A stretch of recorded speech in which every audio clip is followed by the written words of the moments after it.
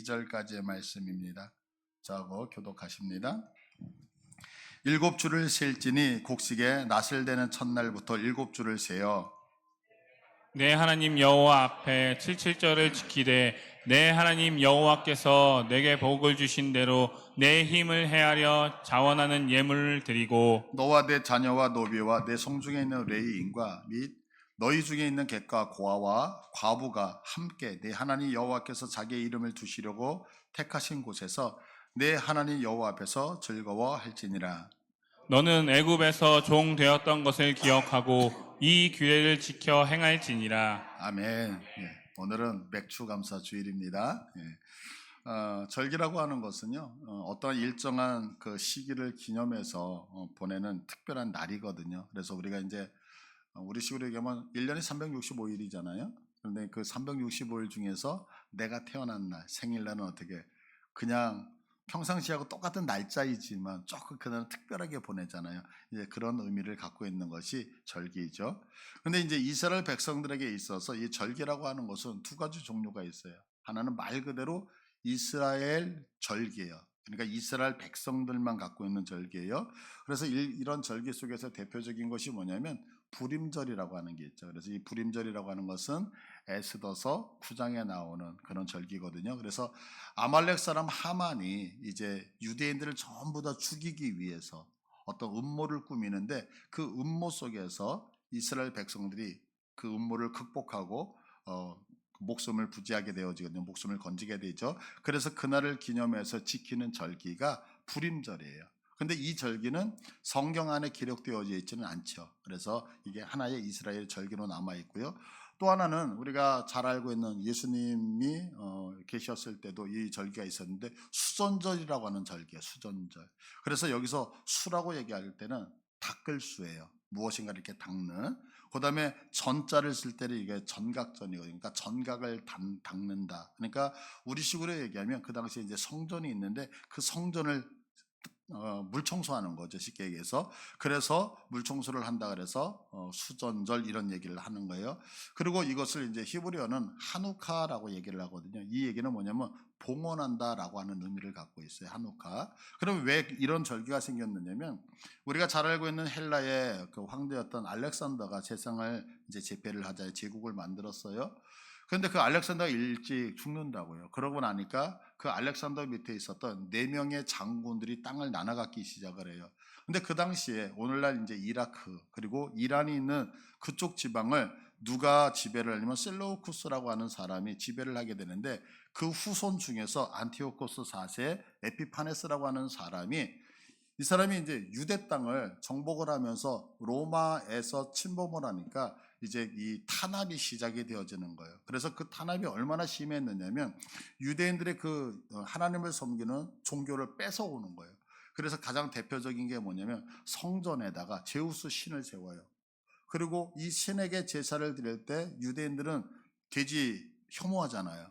그런데 성전에서 제우스 신에게 제사를 드리면서 돼지를 잡아가지고 예물로 드리게 되어지는 거죠. 그러니까 어떻게 성전이 완전히 우상으로 또한 이 돼지의 어떤 피비린내로 완전히 바뀌어 버리게 되어진 거예요. 그래서 결국에는 이렇게 탄압이 되어지는 가운데에 우리가 잘 알다시피 마카베 혁명이라고 하는 것이 일어나게 되어지고 이 전쟁에 의해서 한 3년 정도 지속이 되어졌거든요. 그래서 결국에는 이 마카비 그 유대인들이죠. 이들이 결국에는 BC 164년도에 그 성전을 탈환을 하게 되어져요. 그래서 성전을 탈환하고 나서 제일 먼저 하는 게 뭐냐면 그 제우스 신상을 치워야 되잖아요. 또 그동안 이렇게 교회에 있는 성물들, 성전 안에 있는 성물들이 다 우상들에게 바치는 어떤 제물로 바쳐졌죠. 그래서 그것을 전부 다 씻는 작업을 한다고요. 그래서 성전을 청소를 하거든요. 그래서 그 성전을 청소를 했다라고 해서 수전절, 그리고 그렇게 깨끗하게 청소한 다음에 다시 하나님 앞에 봉헌을 드렸어야 되잖아요. 그래서 히브리어로 하누카 이렇게 얘기를 하는 거예요. 그런데 이때에 보면은 성전에 보면 우리가 알다시피 이렇게 촛대가 있거든요. 이 그 촛대를 메노라라고 얘기하는데 여기에 이제 감람류 순수한 기름을 붓는 거예요. 근데 그 기름이 매일매일 타야 되는데 하루치밖에 없어요. 하루치밖에. 그러니까 이제 불이 꺼지면 어두워질 수밖에 없잖아요. 그런데 그 하루치 기름을 넣고서 등대를 켰는데 하나님의 은혜로 기적적으로 그 하루치밖에 없는 기름이 하루에 끝나는 게 아니라 8일 동안 지속이 되어져요.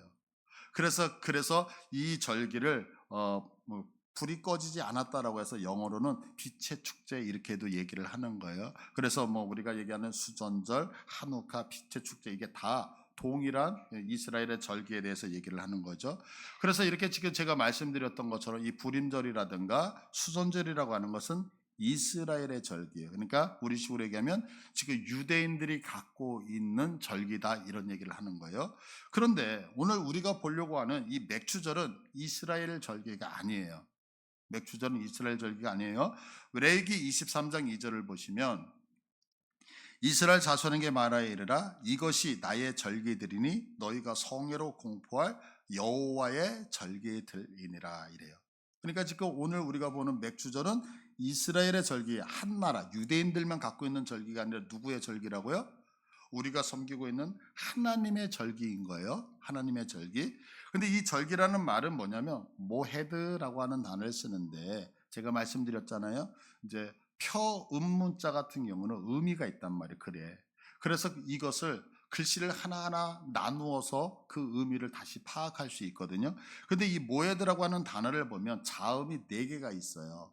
근데 이 자음을 파자를 해서 그 의미를 다시 한번 통합을 하면 이 모헤드, 절기라고 하는 의미는 어떤 뜻이 있느냐면 하나님께서 열어놓으신 임재와 계시의 문으로 들어가 생명과 영적 통찰력을 경험하도록 인간을 부르신다 이런 의미가 있어요. 무슨 얘기냐면 보세요. 절기라고 하는 것은 어떤 특별한 날이라고 생각을 한 거예요. 근데 이 절기를 히브리어를 파자를 해서 보니까 하나님께서 어떤 문을 탁 열어주셨어요. 마치 우리 그 자동문이 열리듯 쫙 열려. 그래서 그 안으로 쑥 들어가니까 지금 내가 살고 있는 세상하고는 전혀 다른 영적인 무엇인가를 눈에 보여주셔서 하나님이 다음 세계에 대한 것을 묵시하여서 내가 깨달을 수 있도록 하시는 게 뭐다? 절기의 의미 속에 포함되어져 있다는 거죠. 그러니까 우리가 여호와의 절기라고 얘기할 때 맥추절, 보리를 추수하니까 감사하는 날 이런 간단한 의미가 있는 것이 아니라 여호와의 절기 속에는 그 안에 하나님이 보여주고 싶어 하시는 놀라운 메시지가 있단 말이에요. 놀라운 메시지가. 그래서 이것을 헬라어 성경으로 바꿨을 때 이 모에드라고 하는 단어를 어떤 단어로 바꾸냐면 카이로스라고 하는 단어로 바꿔요. 카이로스. 그러면 왜 카이로스라고 하는 단어로 바꾸냐면 헬라 사람들은 시간을 얘기할 때 2가지 종류가 있었거든요. 자, 오늘이 며칠이죠? 2025년 7월 6일. 내일은요. 7월 7일. 그 다음 날은 7월 8일. 이렇게 1년 시간들이 흘러가고 있고 지금 몇 시죠? 11시 24분. 조금 있다 25분, 26분. 이렇게 시간이 흘러가잖아요. 이렇게 흘러가는 시간을 크로노스 시간이다라고 얘기를 하는 거예요. 그러면 이런 크로노스 시간에는 의미가 있을까요? 없을까요? 특별한 의미가 없어요. 그냥 과거, 현재, 미래 이렇게 흘러가는 시간을 얘기를 하는 거예요. 그런데 오늘 이 365일 시간 중에서 맥추 감사 주일은 매일 있나요? 1년에 딱 한 번밖에 없나요? 언제? 2025년 7월 6일. 이렇게 특별한 날이잖아요. 이렇게 특별한 날을 얘기할 때는 카이로스라고 하는 단어를 쓰게 되어지는 거예요. 그래서 성경에서 카이로스라는 단어를 쓰게 되면 일상적으로 우리가 알고 있는 그런 시간의 개념이 아닌 하나님께서 예비하신 특별한 날 이렇게 되어져 있거든요. 그런데 이것이 뭐냐면 절기 안에, 그래서 절기는 그냥 흘러가는 시간이 아니라 하나님이 특별히 많은 시간 안에서 우리들을 위해서 세워놓으신 날짜인 거예요. 그러니까 이 안에는 하나님의 놀라운 의미가 있을까요? 없을까요? 당연히 있겠죠. 그러면 성경에는 이 하나님이 말씀하시는 절기가 몇 개가 있냐면 총 7개가 있어요. 그래서 1년 동안에 이 7개의 절기가 계속해서 순환하면서 돌아가는 거예요. 그럼 어떤 절기가 있나요? 첫 번째는 유월절, 두 번째는 무교절, 그리고 초실절, 그리고 오늘 드리는 맥추절, 그리고 나팔절, 속죄일, 초막절. 이 7가지의 절기가 1년 동안 계속해서 돌아가면서 하나님이 의도하신 뜻과 계획을 우리에게 보여주고 계신다고요. 근데 우리가 너무 잘 알다시피 유월절은 어떤 날을 유월절이라고 하죠? 유월절은 다른 날이 아니라 이스라엘 백성들이 애굽에서 출애굽하잖아요. 그때 하나님께서 어린 양을 잡아서 그 어린 양의 피를 문설주에 바르라고 얘기를 하죠. 그때 그 피를 보고 죽음의 사자가 건너뛰어요. 그래서 유월 이렇게 얘기를 하죠. 그런데 이 유월절이 시작되는 날서부터 이스라엘 백성들은 어떤 음식을 먹느냐면 누룩이 없는 음식을 먹어요. 그래서 이걸 무교병이라고 얘기하냐. 그래서 무교병을 먹는다라고 해서 이날을 뭐라고 얘기를 하면 무교절 이렇게 얘기를 하는 거예요. 근데 이 무교절이 일주일 동안 시작이거든요. 일주일 동안 누룩이 없는 것을 먹어요. 그런데 일주일 동안 가다 보니까 어떻게 우리식으로 하면 주일이 반드시 한번 낄 수밖에 없잖아요. 그래서 안식 후 첫날이 되어져요. 그 안식 후 첫날이 뭐냐면 초실절인 거예요. 초실절. 그러니까 우리가 얘기할 때 유월절, 무교절, 초실절이라고 하는 것은 사실은 일주일 상간으로 다 세 개가 붙어 있는 절기예요. 그래서 이것을 유월절 그러면 유월절 안에 무교절도 있고 초실절도 있고 또 초실절 그러면 유월절, 무교절 동시적으로 생각하는 이유가 왜냐하면 같이 다 붙어 있는 절기이기 때문에 그래요. 그래서 뭐뭐가 붙어 있다? 유월절, 무교절, 초실절이 붙어져 있다라고 하는 거죠. 그런데 레기 23장 15절을 보시면 안식일 이튿날 그랬어요. 그러면 안식일 이튿날이 언냐면 요 날이 바로 초실절이에요. 자, 초실절 곧 너희가 요제로 곡식단을 가져온 날로부터 세어서 7 안식일의 수요를 채우고 그래요. 그러면 일주일이 7일단이잖아요. 그러니까 초실절부터 1주, 2주, 3주, 4주, 5주, 6주, 7주를 세라는 거예요. 자, 그러면 7일이 일주일이 7일이니까 날수로 따지면 7주가니까 49일이 되어지죠. 그래서 7이 7번 간다 해서 77절 이렇게 얘기를 하는 거예요. 77절. 그런데 계속해서 성경을 보면 이렇게 말씀하고 있죠. 자, 16절을 보시면 7 안식일 이튿날 그러면 49일인데 그 다음 이튿날 합하여 그러면 49 더하기 1이 되니까 50일을 계수하여 이렇게 되죠. 그래서 맥주감사 주일을 뭐라고 얘기하면 맥주절이라고도 얘기하고 7번 간다 그래서 77절이라고도 얘기하고 하루를 더 더해서 50일이 지났다 그래서 오순절이다라고도 얘기를 하는 거예요. 그러니까 이게 같은 의미예요. 그래서 우리가 오순절 그러면 오순절이 맥주감사 주일이고 맥주감사 주일이 77절이고 그러니까 성경에서 다양한 단어를 여러 가지로 그죠? 이렇게 쓰고 있는 거죠. 자, 그런데 이제 성경이 계속해서 보세요. 출애굽기 34장 22절을 보시면 77절 곧 맥추의 초실절을 지키고 세말에는 수장절을 지키라. 그러니까 77절이 뭐다? 맥추의 첫 열매를 거둔다고 해서 맥추절 이렇게 되는 거예요. 그런데 여기서 이렇게 사용했는데 여기 맥추라고 하는 단어가 뭐냐면 이게 이제 히브리어로 하타라고 하는 단어인데 이게 뭐냐면 밀이에요. 밀. 그런데 사실은 보리를 추수하는 날이 아니거든요. 생각해 보세요. 지금 여러분들 이렇게 생각하시면 지금은 보리 추수할 때 보리는 보통 한 3월 달쯤에 하죠. 보통. 그죠? 그러면 이게 본문에는 밀이거든요. 근데 왜 맥추라고 하는 단어가 여기서 나왔느냐면 이제 그것이 궁금해서 그래서 찾아보니까요. 그 한자로 보리맥자를 쓰는데 이 보리맥자는 한자 문화권에서 뭐 우리나라라든가 일본 그다음에 또 중국 같은 데는 옛날에 고대에는 보리 맥자를 가지고 보리라고도 썼지만 그거를 밀로도 해석을 했다는 거예요. 그래서 그게 전통이 되어져서 여기서 보리 맥자를 쓰지만 실질적으로는 이게 보리가 아니라 뭐다? 밀이다라고 하는 사실을 여러분이 기억을 하셔야 되는 거예요. 뭐 하여간 이렇게 맥추절은 77절, 오순절과 함께 사용되는 절기예요. 근데 이제 이 맥추절에 아주 큰 사건이 이스라엘 백성들에게 나타나요. 그게 뭐냐면 이스라엘 백성들이 이제 출애굽을 해서 모세가 시내산에서 하나님의 율법을 받은 날이 이 날이에요. 그러니까 모세가 그 이제 출애굽을 할 때 홍해를 건너잖아요. 홍해를 건널 때 3일 걸리거든요. 그러고 나서 출애굽기 19장에 보면은 뭐라고 말씀하냐면 그들이 시내산에 도착했을 때가 3개월 첫째 날이에요. 그러니까 만으로 2개월이 되는 날이거든요. 그런데 오늘날 우리는 이제 태양력을 쓰며 그레고리 달력을 쓰지만 예전에는 우리하고 숫자가 조금 작거든요. 그래서 지금 우리는 뭐 30일, 31일 그랬지만 고대는 29일, 30일 이렇게 단어를 쓰거든요. 그러다 보니까 지금 이스라엘 백성이 애굽에서 나와서 시내산에 도착했던 것이 뭐냐면 49일이 되어지거든요. 그래서 그 다음날 율법을 받았다 그래서 유대인들은 오늘도 이 오순절날 하나님 앞에 율법을 받았다라고 생각을 하는 거예요. 자, 그러면 생각해 보세요. 하나님 앞에 율법을 받았다는 얘기는 무슨 얘기냐면 그냥 십계명을 받았다 이런 개념이 아니거든요. 자, 우리나라가 일제에 어떤 침범을 당했어요. 그때에 우리 국민도 있었어요. 우리 땅도 있었어요. 그러나 우리가 대한민국이라고 하는 어떤 국가의 주권을 갖고 있었나요? 없었죠. 왜 그랬을까요? 법을 빼앗겼기 때문에, 통치권을 빼앗겼기 때문에 그렇잖아요. 그거 동일한 거예요.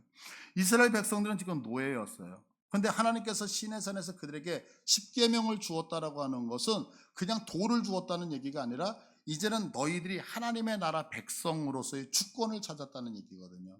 그러니까 이스라엘 백성들에게 있어서 이 오순절, 맥추절, 칠칠절이라고 하는 것은 너희들 더 이상 노예 아니다. 너희들 하나님을 믿는 하나님의 백성이다라고 하는 것을 증거해주고 인치는 사건이 이날이었다라고 하는 거죠. 우리식으로 얘기하면 내가 이제는 죄에서 해방받아서 구원받았다는 날이 언제냐면 바로 이 오순절날 이루어진 거예요. 그러니까 지금 이 맥주어지라고 하는 절기, 이 절기를 통해서 하나님께서 우리에게 보여주시고 싶은 어떤 영적 통찰력은 뭐냐면 너희들 더 이상 뭐가 아니다? 노예 아니다. 너희들 더 이상 세상 사람들 아니다. 너희들은 누구냐? 너희들은 하나님의 백성이다라고 하는 정체성을 부여해 준 날이 이 날인 거예요. 믿으시죠? 자, 그러면 하나님의 백성은 어떻게 살고 그럼 무엇을 하며 살아야 되느냐? 그것을 오늘 이 맥주 감사절, 칠칠절, 오순절을 통해서 우리에게 보여주고 있다고요. 그래서 오늘은 이 맥주절 감사주일을 통해서 우리가 하나님의 백성이라면 어떻게 살아야 되는지에 대해서 세 가지를 살펴보려고 합니다. 첫 번째, 하나님의 백성은요, 하나님에 대한 믿음으로 살아야 되는 거예요. 아멘. 자, 오늘 본문 9절을 한번 봐보세요. 9절. 일곱 주를 실지니 곡식에 낫을 대는 첫날부터 일곱 주를 세어 내 하나님 여호와 앞에 칠칠절을 지키되 이래요. 지금 하나님께서 뭐 하라 그래요? 초실절서부터 일곱 주를 세서 너희들 칠칠절 49일 뒤에 하나님 앞에 맥주감사주의를 드려라 라고 얘기해요. 근데 오늘 본문이 어디냐면 신명기서거든요. 자, 그러면 오늘 신명기서는 어디서 기록이 되냐면 이스라엘 백성들이 출애굽을 해서 시내산까지 왔어요. 그러면 시내산에서 몇 년 기다리냐면 1년 기다려요. 1년. 그러고 나서 이들이 이제 가나안 땅을 향해서 출발을 해요. 근데 바로 올라가는 것이 아니라 부엘세바 바로 밑에에 바란 광야라고 하는 가데스 바네아가 있어요. 오아시스가 있어요. 근데 이 오아시스에서 무엇을 하냐면 12명의 정탐꾼을 이제 이스라엘 땅으로 보내는 거예요. 그래서 저 단에서부터 부엘세바까지 이스라엘 온 땅을 며칠 동안 돌아다니냐면 40일 동안 돌아다니면서 정탐을 해요. 근데 이들이 가데스 바네아에 와서 하는 얘기가 뭐냐면 이렇게 얘기하는 거예요. 우리가 가보니까 그 땅 너무너무 좋습니다. 침략합시다, 정복합시다 이러는 게 아니라 너무너무 좋습니다. 그런데 거기는 힘센 사람이 너무 많으니까 우리는 메뚜기 같습니다. 그 고백을 들었던 하나님께서는 너무너무 화가 나시죠. 그래서 뭐라고 말씀하면 너희들이 40일 하루를 1년으로 계산해서 이 광에서 너희들 전부 다 죽어야 된다라고 말씀을 하셔요. 그래서 이 가데스 바네에서 38년 동안 머물면서 홍해를 건너왔던 1세대, 그러니까 20세 이상의 사람들은 여기서 갈렙과 여호수아 모세를 제외하고 다 죽게 되어지죠. 그러고 나서 이들이 이제는 모압 평지로 가는 거예요. 요단강 건너편으로 가게 되어져요. 이 요단강 건너편에서 이제 가나안 땅으로 들어가야 되는데 들어갔어요, 안 들어갔어요? 아직 안 들어갔어요. 안 들어가 있는데 지금 모세가 이 이스라엘 백성들을 향해서 세 편의 설교를 하는데 그 세 편의 설교가 신명기서예요. 자, 그러면 지금 오늘 본문은 가나안 땅에 들어가서 하는 거예요? 들어가기 전에 하는 거예요? 들어가기 전에 하는 거예요. 그러면 들어가기 전에 한다는 얘기는 아무것도 없어요. 보이는 게 없어요. 근데 하나님이 뭐라고 하시냐면 너희들이 가나안 땅에 들어간다면, 그래서 그곳에서 보리를 추수한다면 내게 77절에 제사를 드려라 라고 말하고 있어요. 자, 그러면 77절에 제사를 드리기 위해서는 하나님께서 무엇을 전제하시고 있는 거죠? 내가 반드시 제사를 드릴 수 있도록 농작물을 너에게 허락하겠다는 것을 전제하여서 우리에게 77절을 드리라고 말씀하고 있다는 거죠. 자, 그러면 이스라엘 백성들은 여기서 아멘 했어요. 아멘 했다는 얘기는 뭐냐면 누가 채워주실 것을 믿었기 때문에, 하나님께서 채워주실 것을 믿었기 때문에 그렇게 했다라고 하는 거죠. 그래서 성경에서는 계속해서 강조하는 것이 뭐냐면 믿음이라고 하는 거예요. 그래서 창세기 15장 6절을 한번 볼까요? 자, 아브라함이 여호와를 믿으니, 여기서 믿음이라고 하는 것은 뭐냐면 신뢰했다는 거예요. 확고히 했다는 거예요. 그런데 제가 전에도 말씀드렸어요. 아브라함이 믿음을 가질 수 있었던 것은 어느 날 내가 막 기도하니까 성령님께서 내게 강하게 역사하셔서 믿음이 생겼어, 나 믿습니다, 이렇게 됐다? 절대 그렇게 믿음이 생기지 않더라라고 하는 거죠. 아브라함은 하나님의 말씀대로 살았나요? 아니요, 살지 않았어요. 자기의 뜻대로 살죠. 그래서 어떻게 생각하냐면 내가 생각할 때에 지금 이 땅에 가뭄이 있어, 그러면 나 먹고 살아야 되니까 하나님의 땅을 떠나서 지시할 땅이었는데 그 땅을 떠나서 애굽 땅으로 내려간다고요. 지금 내가 내 목숨을 건져야 되니까 내 예쁜 아내 죽이고 그를 차지하기 위해서 나를 죽이고 그 여인을 차지할 거 아닌가? 그러니까 나는 어떻게 해요? 내 아내를 누이라고 속이는 사건도 있었단 말이에요. 그러니까 아브라함은 자기의 생각, 자기의 방법으로 인생을 살았어요. 그런데 그렇게 인생을 살 때마다 경험하는 것이 뭐냐면 고통이었다고요. 아픔이었다고요. 그래서 아브라함은 무엇을 깨닫기 시작하냐면 내 생각으로 내 방법대로 인생을 살면 내가 힘들어지는구나. 그러니까 내 생각하고는 다를지라도 그 하나님의 생각에 내 생각을 맞춰야지라고 하면서 하나님 앞에 항복하기 시작하더라는 거죠. 왜요? 내 생각보다 하나님의 생각이 옳기 때문에. 그러니까 이 얘기는 뭐냐면 우리가 믿음이라고 할 때 믿음이라고 하는 건 믿는 게 아니라고요. 기독교 신앙에서 믿음이라고 하는 것은 무엇을 믿음이라고 하냐면 나보다 그 하나님의 생각이 옳으시고 판단이 옳기 때문에 내 모든 것을 내려놓고 항복하는 것을 믿음이라고 이야기한다고요. 믿으셔요? 그러니까 우리들 성도들의 믿음은 믿습니다라고 해서 생기는 게 아닌 거죠. 내 생각 방법을 전부 내려놓고 철저하게 하나님 앞에 항복할 때 생기는 거죠. 그러니까 믿음이라고 하는 얘기는, 기독교에서 얘기하는 믿음은 내가 갖고 있는 확신, 주께서 내게 이걸 모든 걸 응답하실 걸 내가 확신합니다, 이런 확신하고는 전혀 틀린 거예요, 믿음이. 근데 우리는 나의 이 믿음을 확신이라고 생각하기 때문에 많은 오류를 범하는 경우가 있죠. 언젠가 제가 이제 사용했던 예어였습니다. 어떤 사람이 이렇게 산길을 걸어가고 있는데 이제 발을 헛디뎌서 낭떠러지로 떨어져요. 떨어지면서 떼굴 굴르다가 딱 잡았는데 나무를 잡은 거예요. 그러니까 이분이 기도를 하는 거예요. 하나님, 나 좀 구해주세요.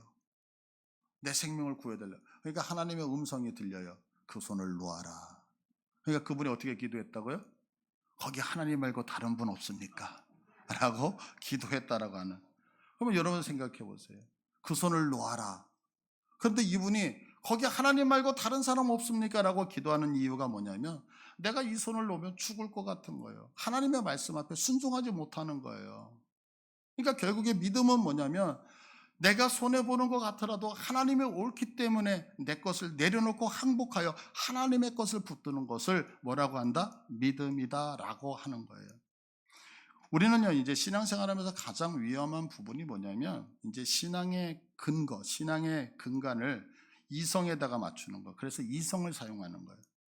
우리 세상에서 사람들이 어떤 대화를 하거나 아니면 어떤 일들을 할 때 논리성을 가지고 따지면 똑똑하다는 얘기를 듣잖아요.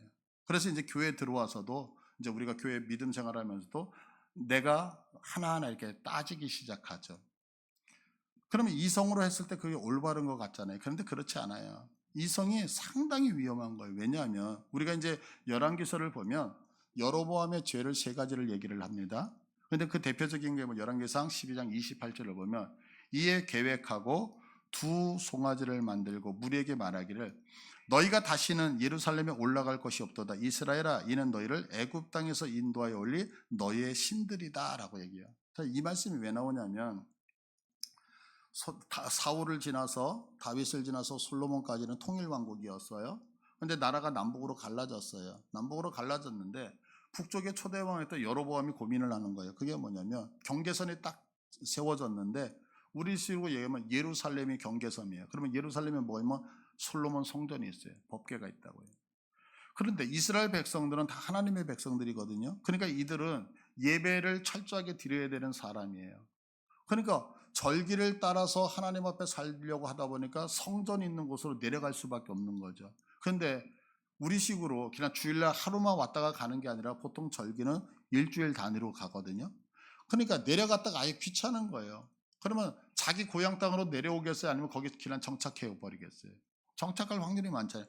그래서 이제 여로보암이 고민하는 게 뭐냐면 내 백성들이 예루살렘에 내려갔다가 저들이 안 올라오면 어떻게 할까? 이 고민이 생기는 거죠. 그래서 내가 하나님을 하나 만들어내자. 그래서 저 북쪽에 단이라고 하는 곳에다가 금송아지를 하나를 만들었고 예루살렘 바로 위에 있는 베델이라고 하는 곳에 금송아지를 만들었다는 거예요. 그러면서 하는 얘기가 뭐냐면 너희를 애굽 땅에서 인도하여 올린 너희의 신들이다라고 얘기해요. 자, 그러면 여러분 여기서 잘 생각해 보세요. 제가 여기 이제 금송아지를, 뭐 금이 비싸다 그러지만 얼마짜리인지 모르게 엄청난 금송아지를, 여러분 성경을 보니까 이 금송아지를 애굽에서 이스라엘 백성을 구원하신 하나님이라고 합니다. 그러니까 우리도 헌금을 모아서 이렇게 금송아지를 단에다 놓고, 여러분 이분이 이 금송아지가 우리를 창조하신 창조주 하나님이십니다.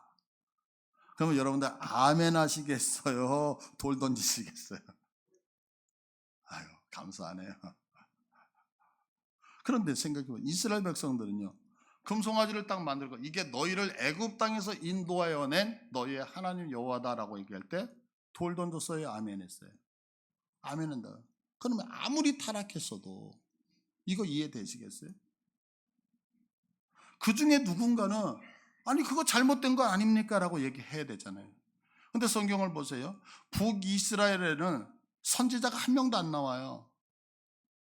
북이스라엘 200년 동안 지속되면서 9개 왕조 19명의 왕이 등장하는데 19명의 왕이 한 명도 선한 왕이 없어요. 다 악한 왕이었어요. 그러면 아니 남쪽에는 하나님이 특별히 택정한 사람을 집어넣고 북쪽에는 나쁜 사람들로 몰아놨기 때문에 그럴까요? 아니요. 이유가 있기 때문에 그래요. 그럼 어떤 이유가 있었느냐면 이런 것들 때문에 그런 거예요. 자, 신앙을 하면서 이성을 가지고 믿음의 생활을 했기 때문에 그런 거예요. 출애굽기 24장 10절을 볼게요. 이스라엘의 하나님을 보니 그의 발 아래는 청옥을 편 듯하고 하늘같이 청명하더라. 자, 지금 하나님께서 밟고 계신 발 아래에 지금 땅을 보니까 어때? 청옥을 편 것처럼 청명하다라고 얘기해요. 그러면 이 얘기가 뭐냐면 이 당시에 고대의 사람들은 신이 우리보다 인간보다 고귀한 거예요. 그러면 생각해 보세요. 신이 나보다 인간보다 훨씬 더 높은 존재고 존귀한 자인데 내가 지금 이 땅을 다 밟고 있잖아요. 그러면 내가 이 땅을 밟고 있는데 내가 섬기는 그 신이 나하고 동일한 땅을 밟고 있다라고 한다면 그 신이 높은 분이에요? 낮은 분이에요? 낮죠. 그죠? 그러니까 어떻게 생각하냐면 내가 섬기는 신은 나보다는 뭔가 달라야 되는 거야. 그럼 뭐가 다를까? 내가 밟고 있는 이 땅만큼은 내가 섬기는 신이 밟고 있으면 돼요? 안 돼요? 안 된다는 거예요. 그래서 땅에서 신의 발을 띄운다고요. 그럼 띄우기 위해서는 여러 가지 방법이 있는 거예요. 지금 이 단상처럼 우리 성도님들이 밟고 있는 이 뭐라 그러죠? 이거 돌멩이라고 뭐라 그래요? 이거 도끼다시라 그래요. 이거하고 저하고 다르니까 이 단을 만들어서 이렇게 구별시켜 놨어요. 그러니까 내가 섬기는 신을 구분시키기 위해서 어떻게 보면 의자를 만들어서 그 의자 위에 신을 앉히거나 서 있게 만드는 거예요. 또 한 가지는 뭐냐면 이렇게 단을 싸가지고 우리들과는 다른 높이에다가 신을 올려놓는 거예요. 근데 이런 것들을 그 당시에 문화 속에서는 많이 했거든요. 그런데 그 대표적인 게 뭐냐면 열심히 부지런을 떨고 사람에게 유익을 준다는 것은 황소의 동상 위에 신을 올려놓는 거예요. 그런데 이것을 뭐라고 얘기를 하냐면 그들이 그 당시에 발등상이라고 얘기를 하는 거예요. 발등상. 그래서 성경을 보시면 시편 99편 5절을 봐보세요.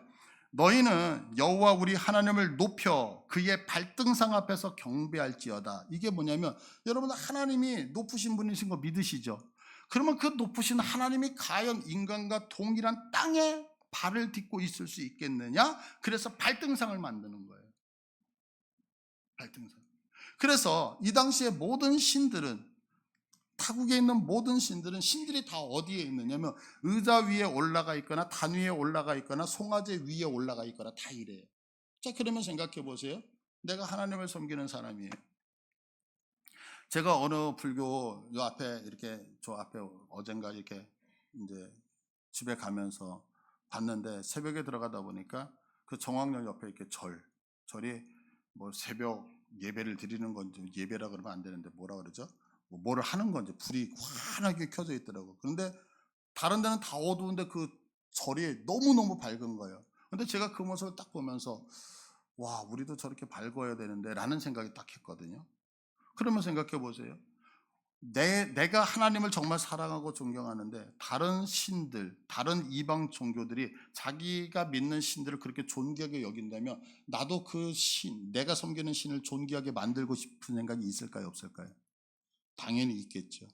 그러니까 어떻게 해요? 가장 아름다운 것을 만들겠죠. 근데 그 아름다운 발등상을 만들었는데 그게 뭐냐면 금송아지가 되는 거예요.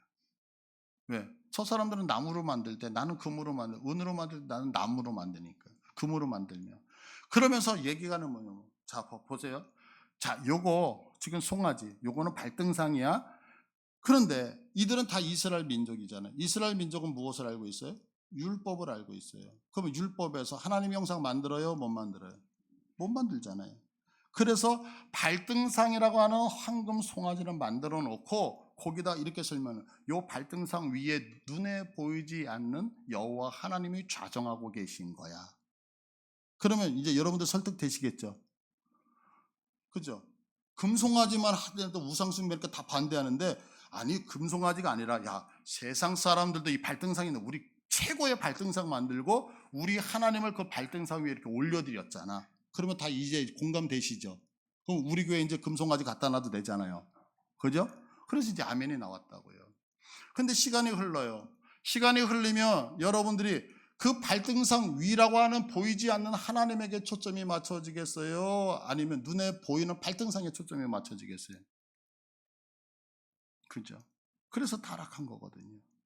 무슨 말씀을 드리냐면 처음에 우리가 생각할 때 이성적으로 하면 그것이 하나님의 영광을 받을 것처럼 꼼수가 부려지죠. 근데 여러분들 신앙생활을 해보세요. 우리가 신앙이 생각하는 그것이 처음부터 악하지 않다니까요.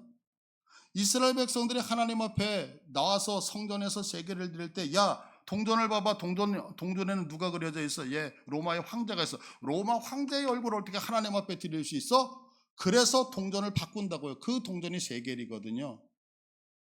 거기는 하나님의 영상이 있는 거예요. 그래서 가이사의 것은 가이사에게, 하나님의 것은 하나님께라는 얘기가 환전을 하는 거거든요. 그런데 이 사람들이 그 환전을 하면서 얼마나 순수했어요. 나중에 시간이 지나니까 어떻게 돼요? 야, 돈 바꿔주기 힘드네? 그래서 수수료 뛰기 시작하죠. 타락하기 시작한다고요. 왜 그럴까요? 신앙생활을 할 때에 말씀이 아닌 이성으로 하기 때문에 그런 거죠. 그러면 이성으로 하게 되면 어떤 현상이 생기기 시작하냐면 처음에는 좋은 것 같아요. 근데 그것이 반드시 문제를 일으키고 만단 말이에요. 왜? 사람의 이성은 절대로 옳지 않기 때문에. 그래서 성경은 잠언서 3장 5절에서 우리에게 이게 말씀하고 있는 거예요. 너는 마음을 다하여 여호와를 신뢰하고 내 명철을 의지하지 말라. 명철에는 이해력이거든요. 그러니까 사람이 생각해내는 그 논리를 의지하지 말라. 기대지 말라. 그러니까 믿음이라고 하는 것은, 신앙이라고 하는 것은 내가 하나님이 주시는 믿음을 가지고 하는 거지, 내가 이렇게 하면 하나님이 받으실까 저렇게 하면 받으실까, 내가 만들어서 하나님 앞에 나가면 된다 안 된다?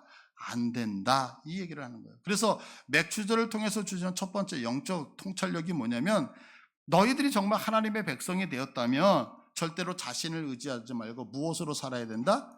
믿음으로 살아야 된다. 자, 그럼 믿음으로 살라는 얘기는 뭐죠? 하나님 앞에 항복하며 살아야 된다. 이게 하나님의 백성된 자의 모습이다. 이렇게 얘기를 하는 거예요. 두 번째, 이 맥주절을 통해서 두 번째 주시는 영적 통찰이 뭐냐면 받은 것을 베풀며 살라라고 하는 거예요. 자, 10절을 보시면은요. 내 하나님 여호와 앞에 칠칠절 지키되 내 하나님 여호와께서 내게 복을 주신 대로 내 힘을 헤아려 자원하는 예물을 드리고 그래요. 그러니까 여기서 하나님께서 우리에게 주신 복이 뭐냐라고 하는 것을 생각해 볼 필요 있죠. 왜? 복을 받았니? 받았으면 베풀어야 된다. 이렇게 얘기를 하는 거예요. 제가 이제 여러분들에게는 이 말씀을 했는지 안 했는지 기억이 잘 안 나요. 아주 오래전에 제가 주일학교를 맡았을 때 했던 설교예요. 제가 이제 아이들을 이렇게 모아놓고 여러분 좋아하는 음식이 뭐예요? 그러니까 치킨 좋아해요.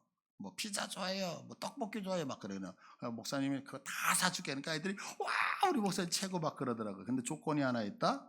그 저기 똥통에 들어가서 먹어야 돼. 그러니까 와 막 이러는 거예요. 근데 여러분 생각해 보세요. 자, 우리가 좀 더럽지만 그 배설물이 있는 통 안에 들어가 있는 거예요. 자, 오늘 점심 갈비 여러분들 준다 그래서 맛있게 드시겠어요?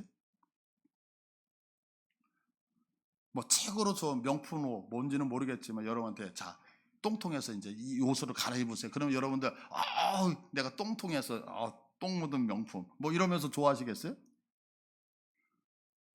그 오물 속에 들어가 있는 사람에게 가장 행복한 건 뭘까요?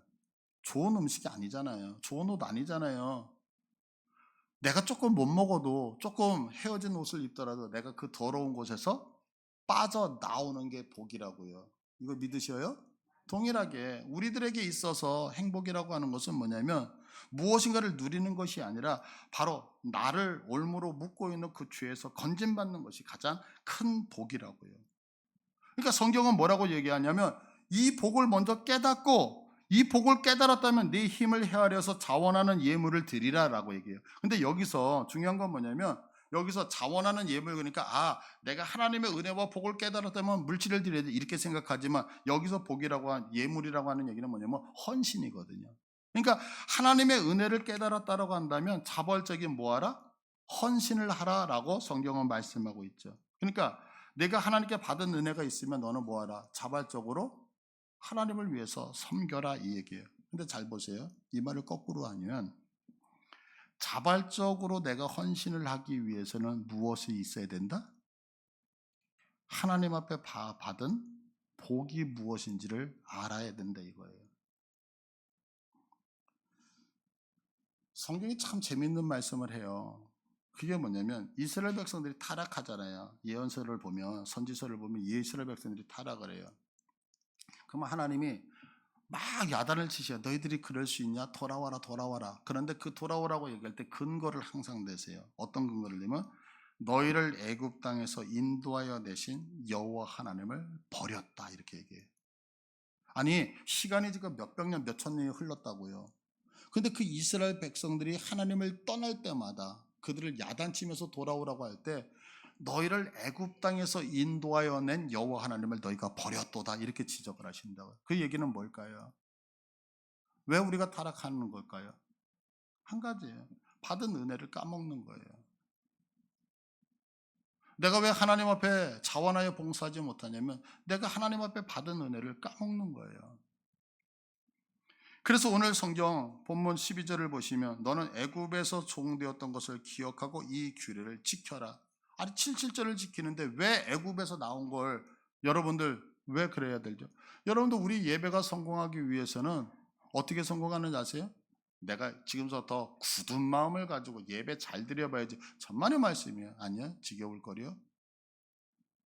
그런데 예수 그리스도가 나를 위해서 십자가에서 죽으셨다는 예수님의 은혜가 내게 생생하게 살아나기 시작하면 예배는 달라지기 시작해요. 내가 하나님 앞에 결단하고 각오해서 무엇인가 헌신하는 게 아니라 예수님이 나를 죄에서 구원하셨다는 그 구원의 은혜의 감격이 내 가슴을 채울 때에 우리의 헌신은 달라지기 시작한다고요. 거꾸로 얘기해서 내가 왜 하나님 앞에 제대로 헌신하지 못하느냐? 왜 예배를 드리면서 맨날 그 드리는 그 예배가 메모리 그 우리가 그 뭐라 그러죠? 갑자기 모든 게 까먹어졌네요. 어? 그냥 맨날 드렸던 것처럼 시시부시게 드리냐면 하나님의 은혜의 감격이 우리에게 상실되어졌기 때문에 그런 거예요. 출애굽기 20장 3절을 보시겠어요? 20장 3절을 보시면 너는 나 외에 다른 신을 내게 두지 말라라고 얘기해요. 너 다른 신 두면 안 돼. 내 형상 만들면 안 돼. 우상 숭배하면 안 돼. 라고 강하게 얘기하시는 근거가 뭐냐면 2절을 보니까 이렇게 말씀하죠. 나는 너를 애굽 땅 종되었던 집에서 인도하여 낸 내 하나님 여호와다. 여러분, 제가 여기 목회를 하면서 우리 성도님들한테 가끔 가다가는 조금 싫은 소리를 막 할 때가 있어요. 집사님, 권사님, 그렇게 하시면 안 돼요. 우리 청년들한테 그렇게 하면 안 돼요. 라고 얘기하는 근거가 뭔지 아세요?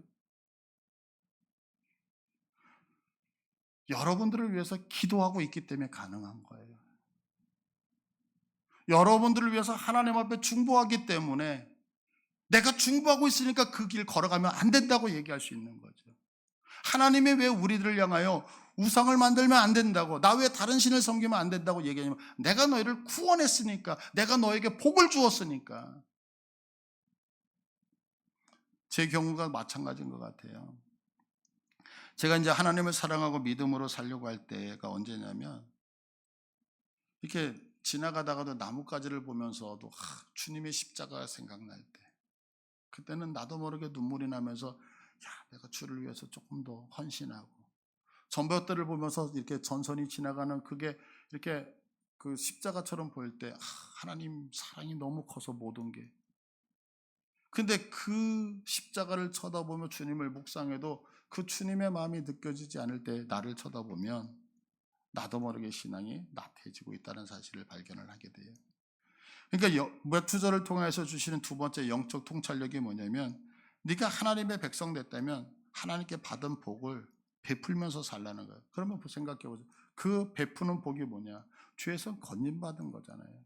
그러니까 내가 하나님 앞에 건진받은 구원의 그 복을 누리고 산다라고 한다면 너는 그것을 뭐 하며 살아야 돼?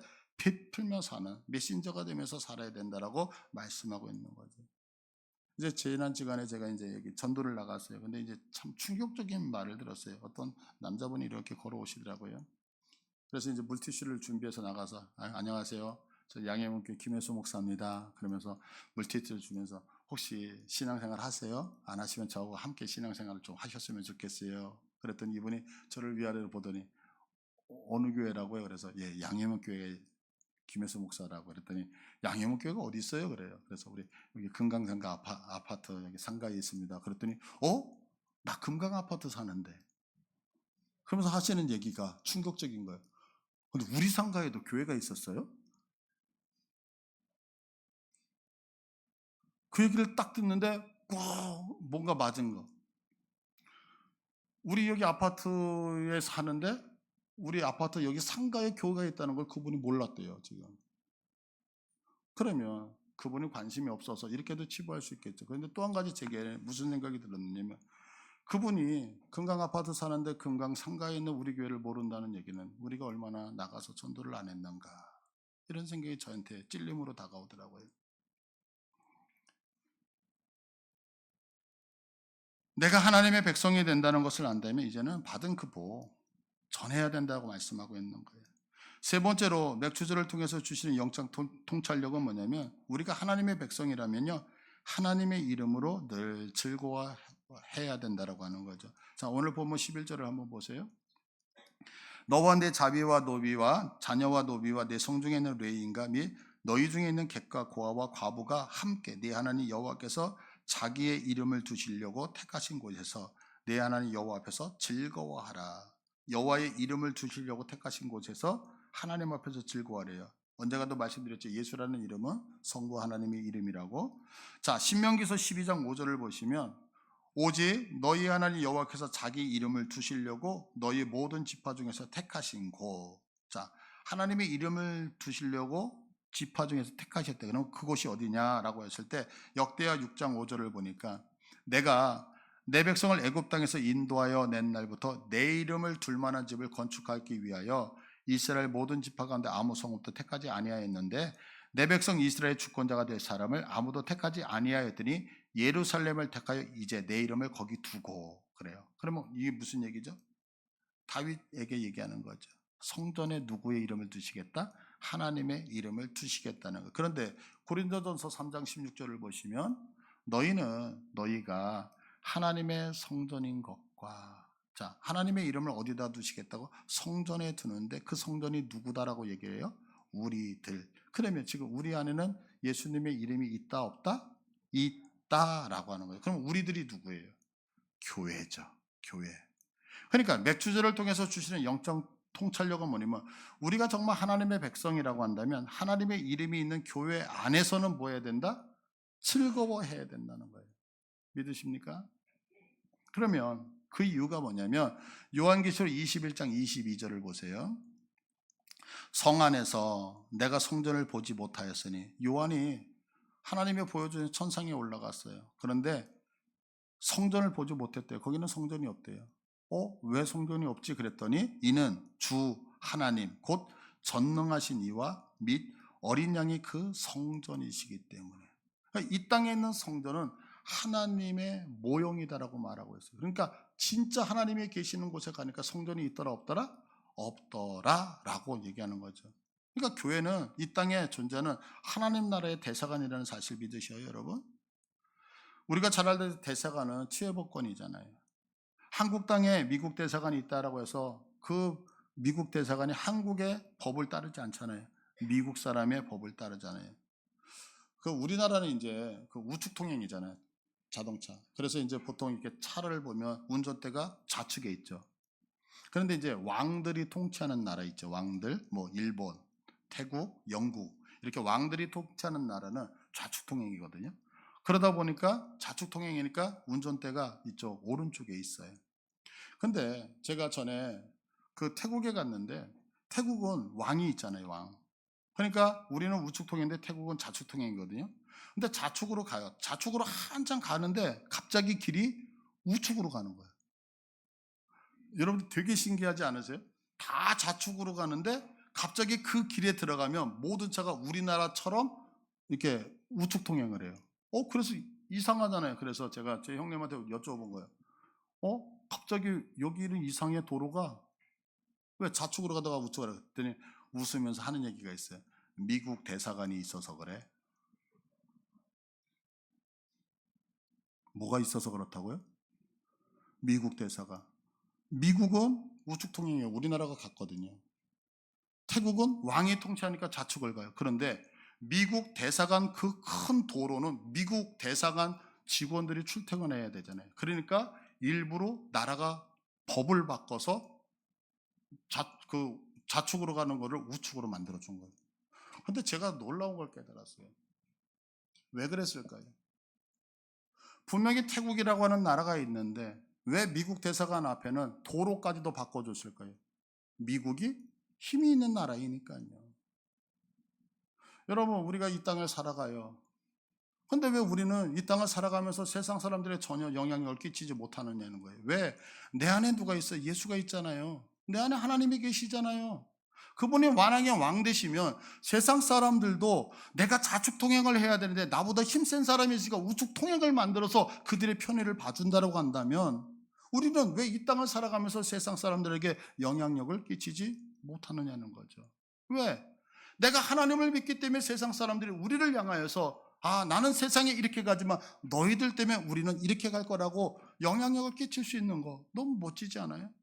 근데 우리는 도리어 신앙 안에서 교회 들어와서 하나님 앞에서 울음으로 눈물을 흘리는 것으로 아니요. 성경은 분명히 얘기하는 거예요. 하나님 안에서 너희가 주의 백성이 됐다면 주님의 이름을 소유한 너희들은 무엇해야 된다? 기뻐해야 된다, 즐거워해야 된다라고 말씀하고 있다라고 하는 거죠. 그러니까 지금 이 맥주절은 하나님의 절기인데 이 말은 맥주절기는 절기를 통해서 지금 하나님께서는 그 임재와 계시의 문으로 들어가서 생명과 영적 통찰력을 경험하도록 하셨다는 거죠. 그게 뭐냐면 이 맥주절을 통해 너 더 이상 노예 아니야. 하나님 백성이라면 너 하나님만 바라보며 살아야 돼. 믿음으로 살아야 돼.